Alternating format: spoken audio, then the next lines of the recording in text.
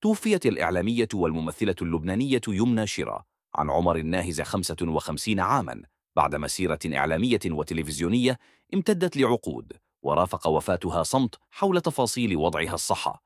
يمنى شيري أعلنت وسائل إعلام لبنانية صباح اليوم الخميس وفاة الإعلامية والفنانة اللبنانية يمنى شيري بشكل مفاجئ عن عمر 55 عاماً بعد معاناة مع المرض خلال الفترة الماضية، من دون أن تكشف طبيعة حالتها الصحية بشكل رسمي، في وقت عم فيه الحزن الوسط الإعلامي والفني الذي نعاها بكلمات مؤثرة. وشيري التي ولدت في لبنان بدأت مشوارها الإعلامي من إذاعة صوت الشعب قبل أن تنتقل إلى تلفزيون المستقبل ثم إلى قناة الجديد، حيث قدمت عبر هذه المحطات مجموعة من البرامج المباشرة خلال فترة كانت تشهد فيها الفضائيات ازدهارا لافتا في البرامج المتنوعة، لا سيما تلك التي تجمع بين الترفيه والفن والثقافة. تنوعت البرامج التي عملت على تقديمها بين البرامج الترفيهية والفنية وبرامج الألعاب، إلى جانب تلك المتعلقة بالمهرجانات، ما أتاح لها الوصول إلى جمهور واسع في لبنان وخارجه،